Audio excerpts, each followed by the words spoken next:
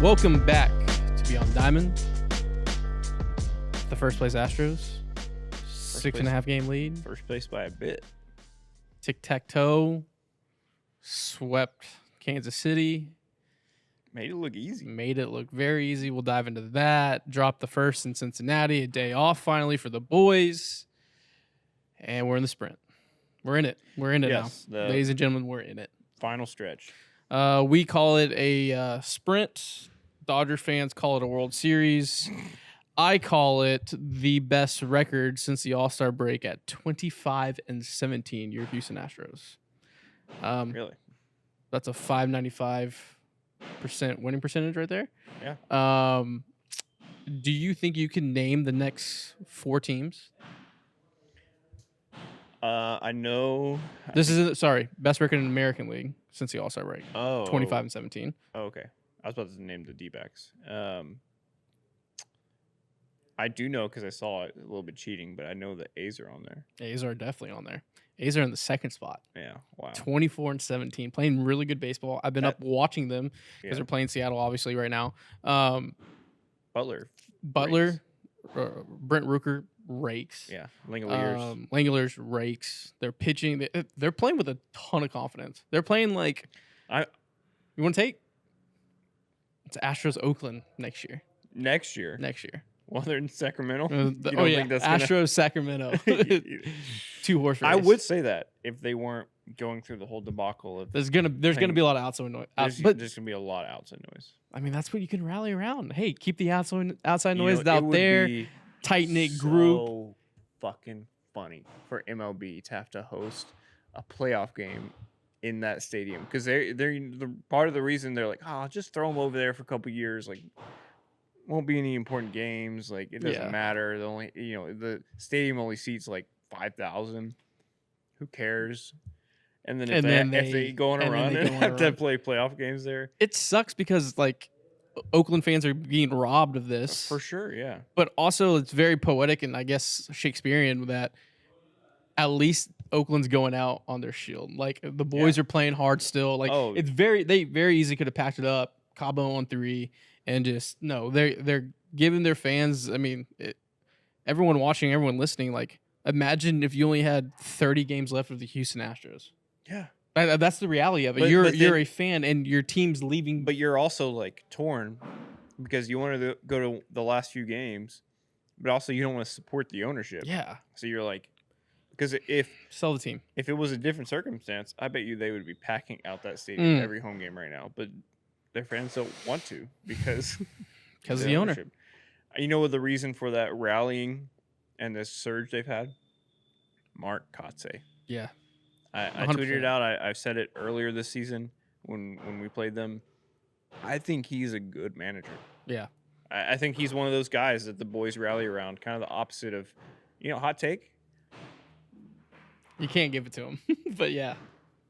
I think Mark Kotsay could be the Seattle Mariners manager. Ooh. Damn, that would be dirty. That's a take. That's a good take. I go scoop him up.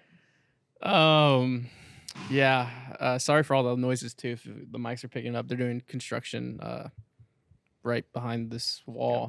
Doing a full repipe, I believe. Or full, the whole plumbing system. Anyways, I feel bad for Oakland fans. I mean, at least, like consolation prize, you get to see really good baseball down the stretch before your team leaves. But they've been putting it to Seattle. Seattle's just drowning right now.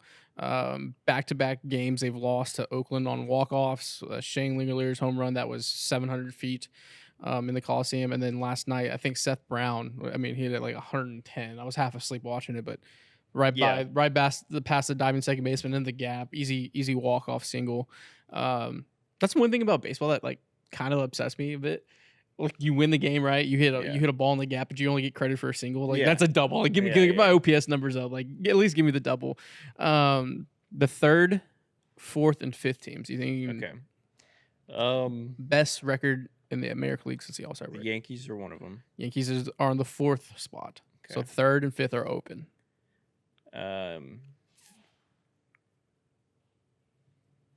Cleveland has been Teeter-totter. Not on the list for some reason. I thought they would be. No, yeah, I feel like Well, they had that little lull, and then they ran Yeah. 5 in a row. So it would have been Kansas City if not for this drop off. Kansas City in number 5 spot. Oh, they're still on there 23 and 20. after this drop off? Yeah. That's crazy. Damn, 3rd spot. Baltimore? AJ Hinch and the Fighting Tigers. Really? 23 and 19.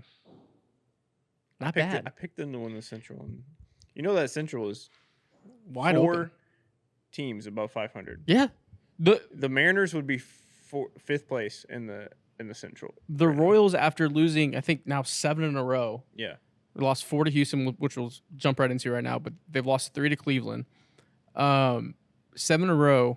They went from, hey, we can win this division to, hey, the Tigers only 2.5 back from them. Yeah. In the wild card.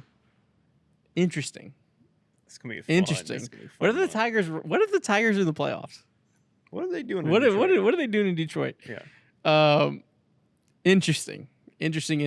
Before we jump into the Oakland series, let's just run down the division standings right now. Houston, obviously, 75-63, 6.5 up on the Mariners, 9.5 up on the fraudulent rented ring Rangers, 14.5 Oakland, and then 18 games Los Angeles Angels, which was a home game. Did you see that game last night? The Dodgers Angels was pretty much Chavez Ravine. Yeah, to the east. Yeah, that RBI triple Ohtani hit. Loud. Baltimore jumps New York, and now the number 1 team in the American League. They're up a half a game at 81 and 59. The Red Sox are chasing 10.5. And then the Central, Cleveland leading 4.5 lead on Minnesota, who has been playing below 500 ball, but the Royals, who lost 7 in a row, is now chasing 5.5. Tigers chasing 10. Where things get interesting is the wild card. That's where everyone is focused on. Right now, it's the Yankees in the 1st spot, Minnesota in the 2nd, Royals in the 3rd, Boston Red Sox chasing 4.5, Tigers chasing 4.5, Mariners chasing 5.5. Tampa Bay Rays quietly chasing 6. I mean, you have to go on an insane run to eat 6, but I feel like front office there is trying to tank, but seems a little too good. What's end up in that middle ground? What's the thing the kids are doing? Like silent quitting. Yeah, what is it? Yeah, silent quitting. Yeah, that's what I feel like the Tampa Bay Rays are doing, like silently, the silent quitting. Yeah. Young Garrett just jumped in. Quick imaginary gun to your head. Your vibes of the Houston Astros on September 4th. Where are you? I'll get in here. I just walked in. Obviously, you got to feel really good about the division right now. But as it stands in the American League, I feel even better about that. Oh, I mean, thing is, the division to me is moot. The division to me is moot right now. I mean, it's moot. It's over. But the American League, nobody wants to run into the postseason start a rotation that we have geared up. No one wants to run into that. Getting Kyle Tucker back soon. Breggy's coming back soon. I mean, I feel good. I feel good. September 4th, I feel good. All right. You got me fired up on a Tuesday. Just got me fired up. Got me locked in. Got me fired up. Yeah, and I think it started with this gauntlet the Astros were in, right? They had Baltimore, which splitting the series, definitely thought could have taken it, should have swept them, could have, should have, would have. But I'll take it. You swept them. You already swept them before, and then splitting the series there, I'll take it. I think it was equivalent to a 90s boxing like trilogy where it was a draw, but there was very one clear winner coming out of that. And also, just a pop culture reference right here, just in general, because Garrett just hyping me up. You know the meme format of Thor and what's his name from Guardians of the Galaxy? Star-Lord. Yeah, where he's like, of course we know who's in charge. Yeah. Like, everyone knows who's in charge in the American League. That's when we dropped that little video in right there. Yeah. Everyone knows who's in charge of the American League going into September, October. They split there, go to Philly. Brian got mad at me. They face Wheeler. They face Nola. Tough matchups. Tough series. Yeah. Tough series. Could have, should have, would have those games. Did what they had to do that 3rd game. And then to come home against a white-hot Royals team who's on fire, who Bobby Witt Jr., who's MVP in any other year, and it's at home. At home where we suck. Like that's the biggest thing. And just go out and dominate. That was that series was everything for me. That turned us from scraping into the playoffs to okay, I fully believe this team can get the 1 or 2 seed and be a dog for the playoffs. I think you nail it, and I think the entire American League knows, oh shit. Yeah. They're here. Yeah. This team is inevitable. This team is the boogeyman. This team are killers when that calendar flips into the burrs, right? Yeah. When it's September, October, November. They find a switch, and I'll keep saying it. They're the Alabama. They're the New England Patriots. They're the New Age Chiefs. You don't want to play these guys. It doesn't matter.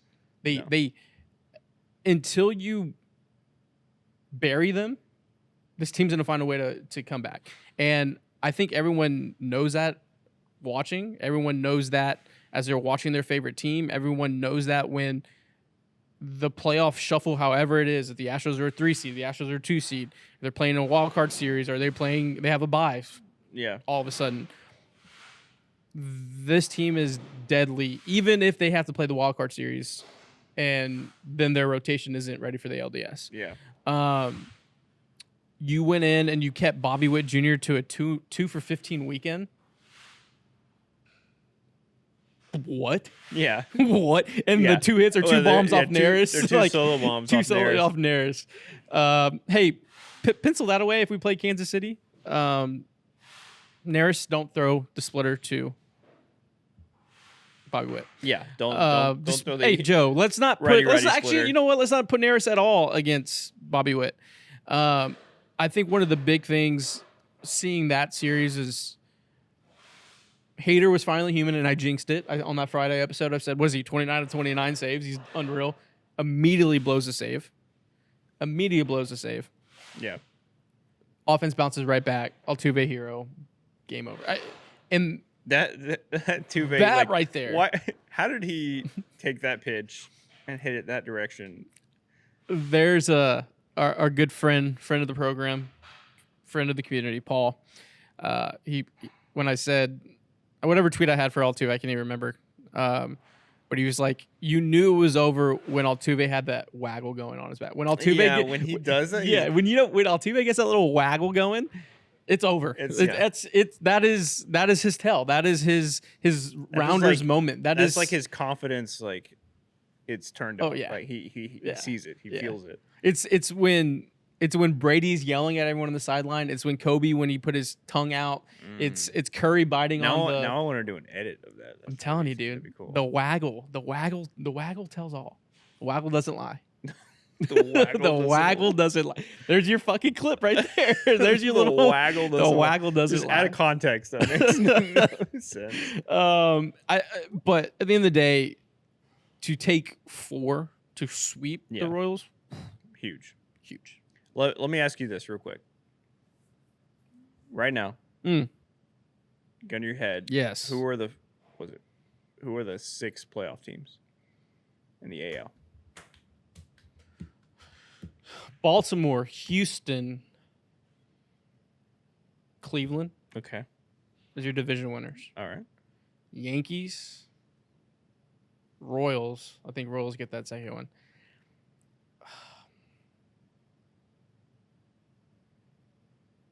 I want to say the Red Sox. They don't want to win. The Red Sox don't want to win. Yeah. I mean, they have the Netflix documentary Magic this year. I mean, 4.5 is not. It's one good weekend to get back in it. Detroit's 4.5, but can you really believe it? Seattle's 5.5. I think it stays as is, but just kind of the shuffle. I think Kansas City jumps Minnesota, and Minnesota's that last wild card team. So that's Boston has the last 3 series are 3 against the Twins, 3 against the Blue Jays, 3 against Tampa Bay. Ooh. Next week, though, they have 7, 3 against Baltimore, and then 4 against New York. Ooh. So probably will know We'll the know. status by the end of next week where the Red Sox are. 5, 6. They lost 5 of the last 6. You just can't do that. You can't do it. They came in and took 2 or 3 against Houston and immediately got swept by the Diamondbacks. Lost a doubleheader. So they lost 5 in a row after they swept Houston or took the series against Houston. 1-2, loss, win, loss. That's a tough stretch. It's a very tough stretch for that team. So I think the standings are as is. It just kind of. Can you imagine if they had Chris Sale right now? Imagine if they had. What are they doing in Atlanta? Yeah, what the fuck is 16-3. He's sub 1-2. He's literally having one of the best years of his career. Yes. And he's 36 now. He's an old dude. All right. Well, I wish Dana Brown got him. You want to talk about what's coming up? Yeah, we can talk about what's coming up. Astros finally got a day off. Yeah. Kind of crazy, right? Like all these teams have like 7 days off, and we're just playing 19 in a row. And we can get a random Tuesday off, and everyone complaining about the schedule too. Who cares if they got a random Tuesday off after Labor Day? Monday or Tuesday. This team needs days off. This team needs days off because they've been in it. JP3 walking around Cincy with a camera. You see that? Is a camera boy? A little street photography. Is it camera boy season? He posts on his story. He's over there. It's our exact same camera we're using with our lens that we have too. Did he steal one from the office? I don't know. But he's going around Cincy. He's in this camera boy era, dude. Yeah, camera boy era. We need a buddy cop show where it's just young Garrett and JP just going around. Actually, that'd be dead. No, we don't need that. The human population does not need that. I told him we'd do some street photography around Houston. Put Jeremy in disguise. Actually, a mustache and like a mullet on him, and just go really around. Street photography. He's too ripped though. We got to get him like a fat suit. He's just like people be like, look at those. That guy's not old man. That's Jeremy Pena with guy's got pythons for biceps. Taking pictures. 2 more left against Cincinnati. Yeah, so you got Spencer and Hunter.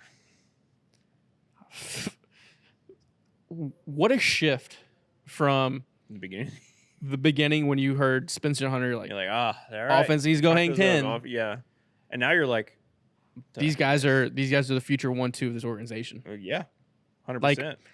Spencer's 22 and Hunter's only 24. We led 26. With the silent quitting. The Astros kind of silent rebuilt. Well, working behind the scenes. This silent rebuilt. They keep hitting. The pitching machine works. Hunter Brown is a damn ace. He's 2019 Garrett Cole. Spencer Arrietty's addicted to strikeouts. Mm-hmm. Just straight addicted to punching you out and getting a win and going 6-7 innings. His last start, I was so. Usually the national broadcasts are annoying. But I was so proud to see who was broadcasting that. It was Matt Carpenter. Matt Carpenter just gushing. Adam Wainwright. I get it. It's St. Louis. Yeah. Adam Wainwright just gushing over Spencer's slider and curveball and fastball. He was laughing. He was like maniacally like, did you see that? As he was mowing him down. That was great. I loved it. Spencer Arrietty, also Rookie of the Month. Rookie of the Month. Also, Josh Hader, Reliever of the month. And very well, one of the other Astros could have been Pitcher of the Month.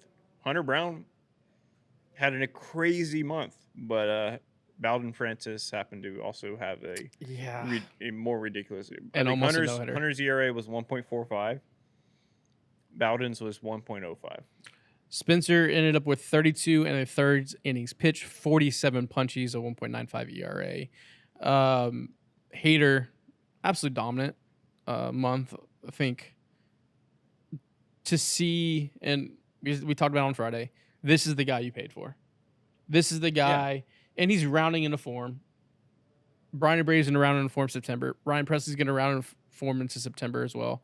Going into October, you're going to have a 3-headed monster that we all touted up in the offseason, and then were shit on by everyone on the internet because the first month and a half it was not that.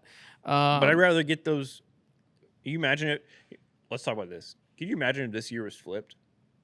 Oh my God! If the Astros started out how they're playing now, so the New York Yankees, essentially, yeah. And then if they were playing like they were in April and September, whether they finish the season with the same record or not, making it playoffs, but just the like sky is falling right before the playoffs. Oh, yeah. Like, oh my God, like they're not hot. Like, I would rather start off slow in April and be where they're at now, and let Hader and the others get those issues out beforehand, and then go on a 27 straight save streak. I'll take that. No, 1,000%. And I think that's what makes the Astros the Astros. They know how to build up. Yeah. To where, and granted, there's a lot of luck this year. Starting 7-19. I mean, I say luck, but when you eat 10.5 and then go up 6.5, why? It doesn't happen in sports. Where I say they get lucky is with. At the end of the day, I think the pedigree just carries it. Yeah, it's that culture. It's. I'm sitting here in September 4th, and I never wavered. We made jokes about the panic button. There's a lot of people that wavered really, really early, and I sounded like a broken record. I'm like, it's a long season. It's a long season. It's a long season. Look, there were many people saying the Astros should sell at the deadline. It was like national news thing. Like, they were asking Dana Brown publicly. Yeah, like, it wasn't just nothing. And to be here in September, the Houston Invitational, get your seats already, get your tickets, because everything leads to that. But you can't question this team's backbone and the culture and what it takes. And obviously we get the coach speak, right? We get the player speak. But I truly believe it's 100% authentic, because I don't think at any point it was a waiver or oh shit. And we would have told you guys if we heard it. Like, my biggest alarm bell when the Astros were playing really, really bad baseball, and bad baseball, also bad luck, and just the ball wasn't going your way. Yeah. Everything I was getting, and that's why I was always just so pro there's enough time, even though it felt like it was getting a little late early. Mm-hmm. There was never, okay, we're playing for a paycheck. We're just paying. Yeah. If that ever got to me, obviously would have told everyone strategically. To be fair, it has gotten to us before about certain players that are no longer on the team. Like, we've heard that before. We did not hear that this year. Not once did I hear anything where it was like, oh, XYZ, and I'm like, oh shit, okay, I need to change my tune. Yeah. Need to tighten things up. But no, it was just constant, like, hey, we're going back to work. We're going back to work. We're going back. And to do that when you're 7-19, to do that when the outside noise is so loud. 12-24. 12-24. You got to go to Mexico. Hey, I went to Mexico. We won a World Series. Sometimes you got to go to Mexico. Sometimes you go to Mexico. Sometimes you go to Mexico. Your whole year around. Sometimes you go to.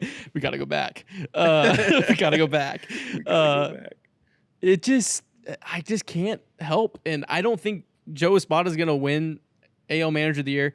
He should get a ton of fucking votes. If they get first seed, I think you might win it. It's between him and Cleveland, Stephen Vogt. And I think Kansas City, they lost 106 games last year. Joe Espada deserves top 2 votes, and maybe not 2. I just know, I mean, it's going to be, but a rookie coach should be 12-24. If Kansas City continues to falter now. Yeah, I mean, Joe gets, starting 12-24 and then turning that team around within the year. And get the out, right? With all these injuries, like, I agree. He for sure gets votes. He's going to be a top 3 Manager of the Year candidate. He could win it. Could. And deservedly so. Yeah. But with the sprint happening the next 3.5 weeks or so, let's lock up the division, play for the 1 seed. You have the Guardians' last remaining series in your back pocket. So even if you're chasing the 2 seed, the way I view it is like, okay, just chip away at that lead to where that end of the season If you need If be, you have a that shot, matters. You know what I yeah, mean? Like, yeah. obviously, you want to chip away at the 2 seed or the 1 seed before that. You want to be within like You want to be within 2.5. 2. Yeah. Yeah. And so, and obviously, it takes baseball's going to be. The Yankees and Orioles are going to beat each other up, and Kansas City, Minnesota, and Cleveland are going to beat each other up. So you have that on your side. You've got to take care of business what's in front of you, and that's the Cincinnati series. Dropping the first game, kind of predictable after beating the game. It felt very trap game, but it was a weird game. Yeah, it was a weird game. Let me ask you this: how do you feel about leaving JV in there? So we debated it. We talked about it on the pod. That there was a lot of 5 2/3, 6 2/3, 4 2/3. I loved it. The result, it was a jam shot duck fart in the Bermuda Triangle, and that happens. I feel like that gets lost in the conversation. Yeah, he made a great pitch. That is the worst play because you have 3 guys going to the Bermuda Triangle. Mm-hmm. You have your right fielder racing in, your second baseman cutting across, and then your first baseman running just a go route. So you have 3 guys running 3 different routes in this space, all trying to communicate, trying to catch this ball where the high probability of it landing is like 99%. Yeah. That's just baseball, and it sucked that it was 2 outs righty, where the runners are going. Like, yeah, he made good pitches. He executed. He was still hitting 95 in that at bat. It wasn't like he was like gassed and barely touching 91 still or something. Like if that was the first the case, inning was a little worried. Yeah, and they described it as a mechanical issue.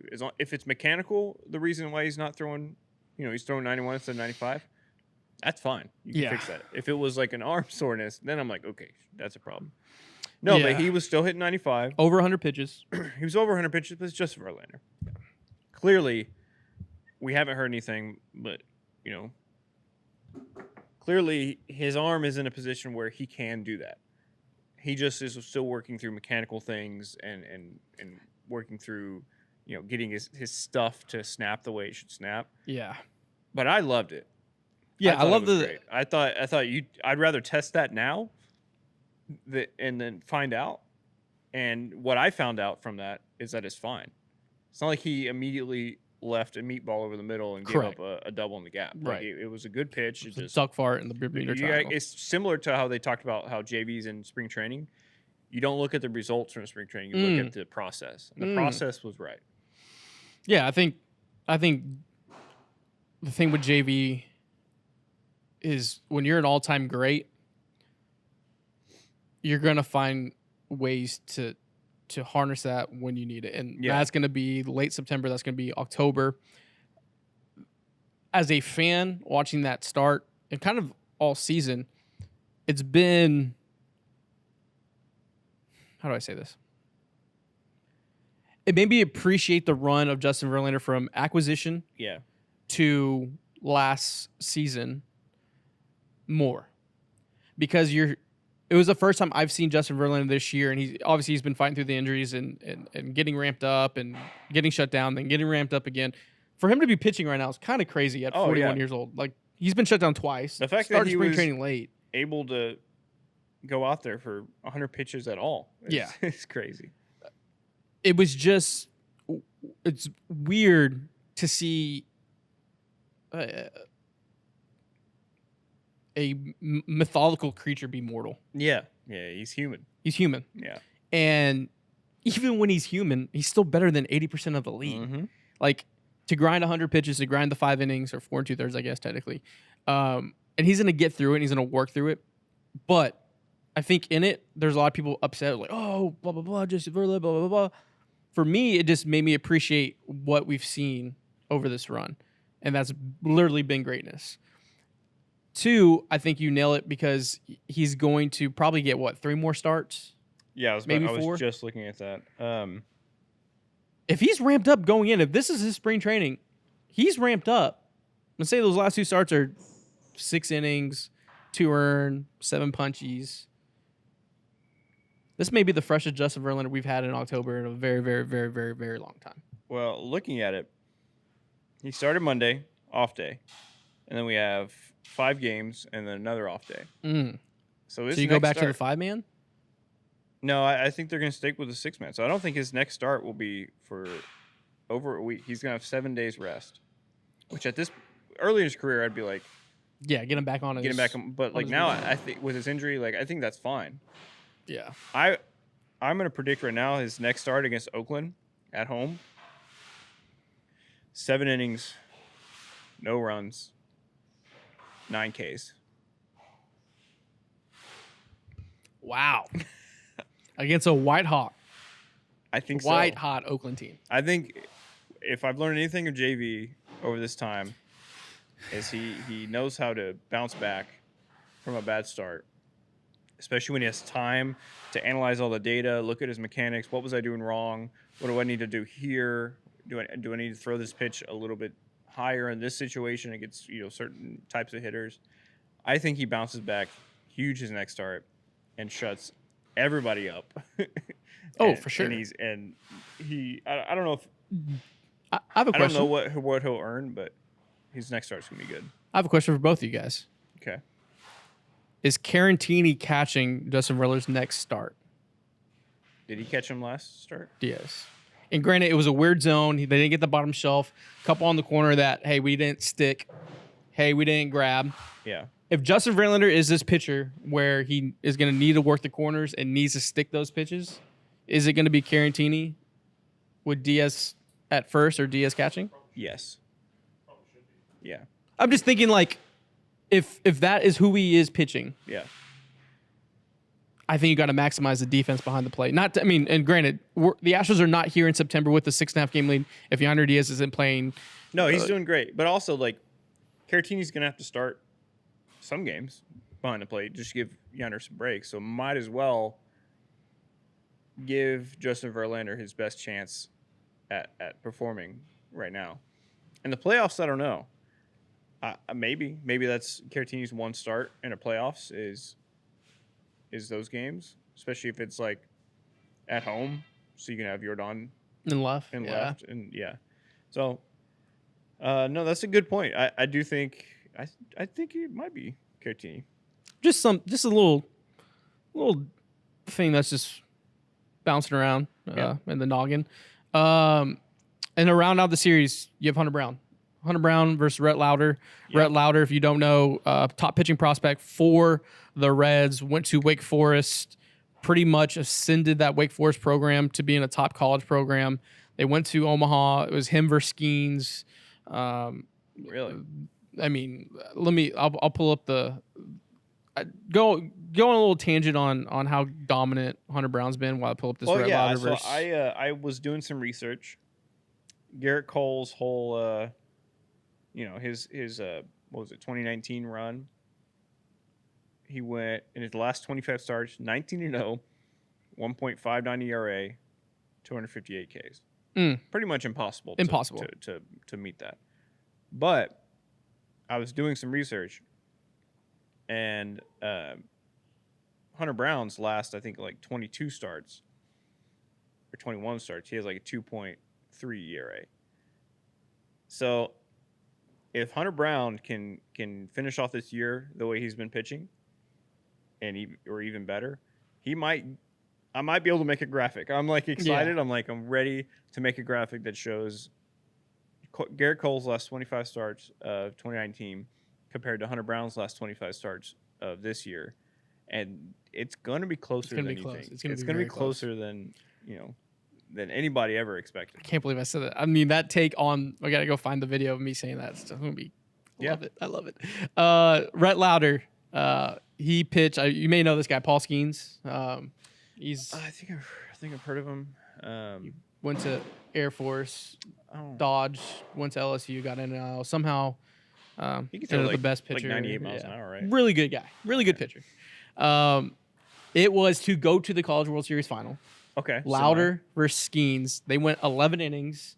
LSU won on a walk-off 2-0.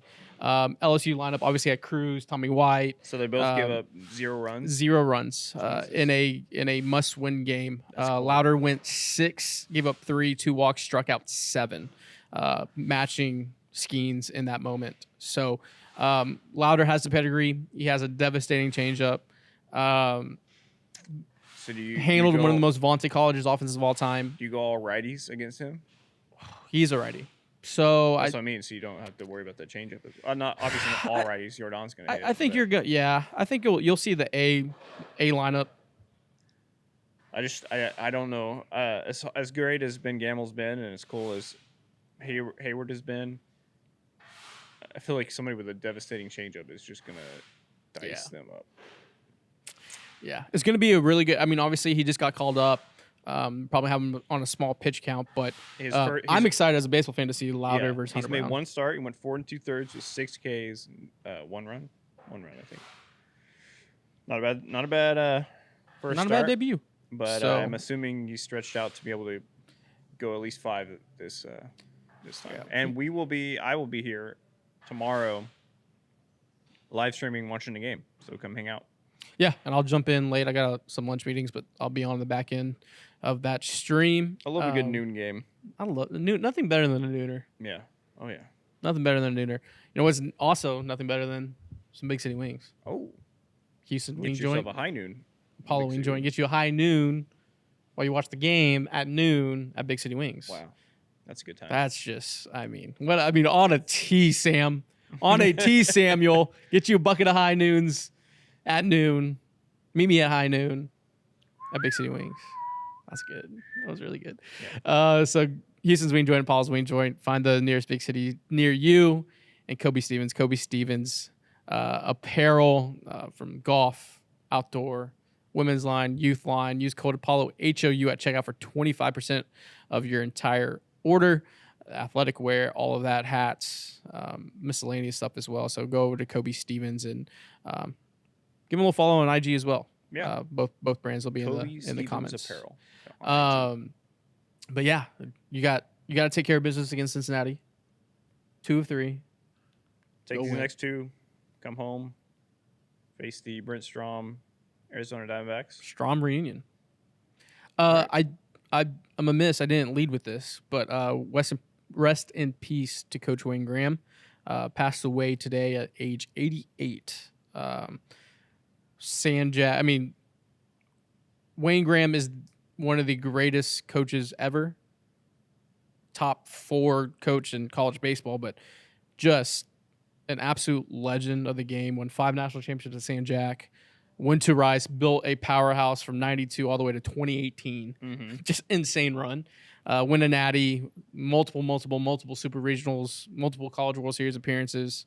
Kind of cool for me. I obviously went through the recruiting process, was never good enough to play at Rice, did a lot of camps there. Always told me I wasn't good enough to play at Rice. Great guy. Great guy. But no, I loved it when coaches were when coaches were real. Like that's what you wanted. But my dad pitched against him.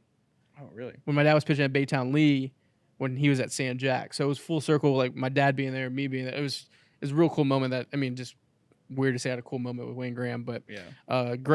Great man, great coach, a great life, 88 years old, and passed away this morning. Rest in peace. So shout out to